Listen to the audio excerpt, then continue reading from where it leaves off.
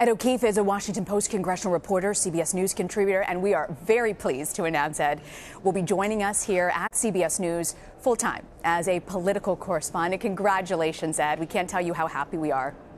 I'm pretty psyched too, Rena. Thanks so much. Absolutely. I want to get right to it, Ed. You know, I want to start with the president's tariffs on steel and aluminum. Today he talked about being flexible and being fair. Do you think that this is in response to the pushback he's getting within his own party? It absolutely is, Rena. And you know, I think at this point the question will be, well, if you're exempting Canada, Mexico, and Australia, who else or what else potentially might you give back in your push to do this? The pressure, especially from up here at the Capitol, is relentless and intense. Republicans quite concerned about this.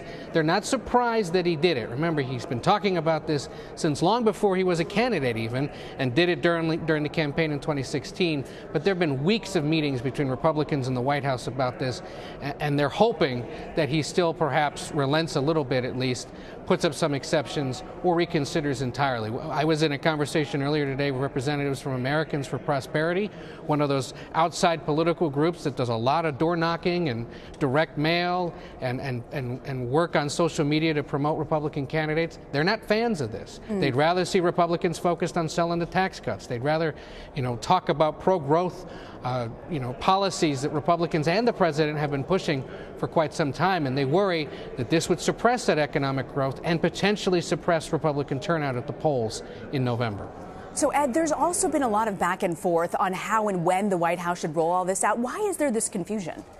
I think part of it's because they're still getting so much blowback, and they're trying to figure out exactly what the president wants to do, when it'll be done, and what exactly exceptions for places like Canada, Mexico, and Australia would look like. Is there anywhere else? Is there anything else that might have to get changed? And again, another example of the president getting out a little bit ahead of his skis, or at least ahead of his staff.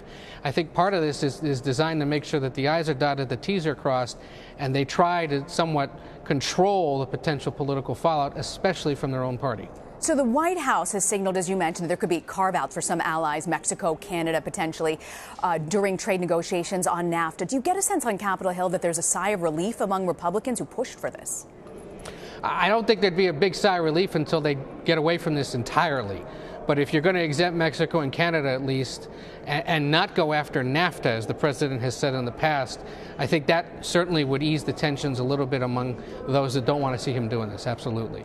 I want to turn to Stormy Daniels, a controversy. Yesterday, Sarah Huckabee Sanders seemingly acknowledged that President Trump's lawyer won a temporary restraining order against Daniels last week. Daniels' lawyer says that there was no winning since they never really had a chance to argue their side. Has the White House dug themselves into a hole on this story?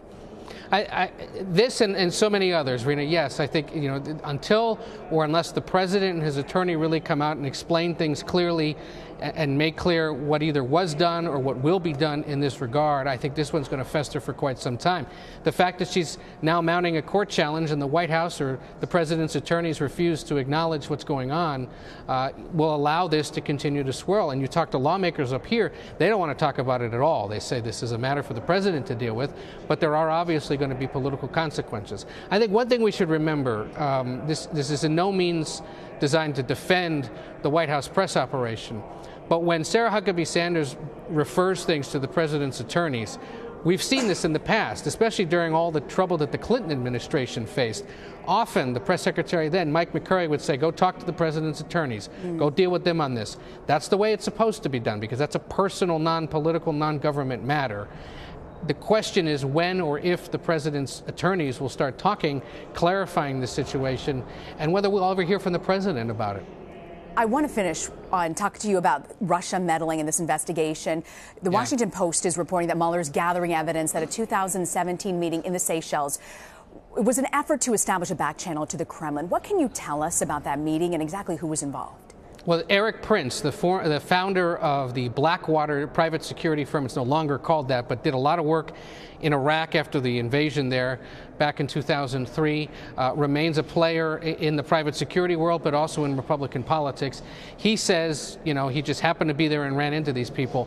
What I think this shows us more than anything, Rena, is that the Mueller investigation is reaching into all sorts of places, in all sorts of meetings, interactions, attempts to influence the Trump administration. administration or the Trump campaign, and that this is a far-reaching probe that's going to continue for quite some time. Other thing to keep in mind, Eric Prince is the brother of Betsy DeVos, the education secretary in the Trump cabinet.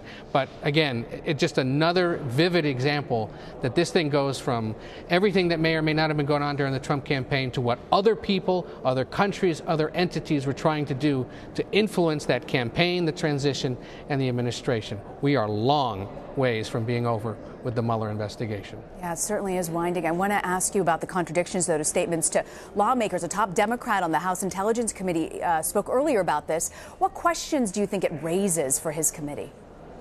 Remind me what exactly, the what exactly? With Schiff, Adam Schiff, and comments that they've made in particular about this investigation and just, countering this, what's being put out formally.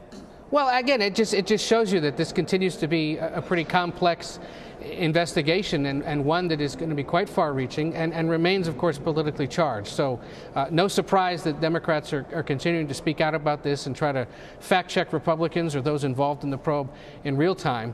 But, this is not going away anytime soon, for sure. And, lastly, there's a report that the president had 2 conversations with key witnesses in the Russia investigation about what they discussed with investigators. Mueller reportedly knew those conversations took place. What concerns do you think this raises for the president's response to this ongoing investigation? I think it shows he's not listening to his attorneys, Rena. And so if you're somebody who's representing him or on that legal team, you're certainly very concerned about that. It also suggests that if he talks about it with those 2 people, he's probably brought it up in conversations with others, or may have tried to pressure even some of his own staffers who've gone from the West Wing over to meet with the Mueller team and back to work. You wonder, has it come up at all in any other conversations? And what, if anything, did the president say about it or ask in the process of those conversations? A lot still to learn. Ed O'Keefe, I want to say congratulations again, a man who brings a lot to the table, except for maybe one thing, Ed. Blot powder. You're going to need a lot of this for television. I'm going to send this to you through inter-office mail once you start at CBS. Well, thank you. Thank you for joining us, Ed. Take care. We'll see you soon. You bet.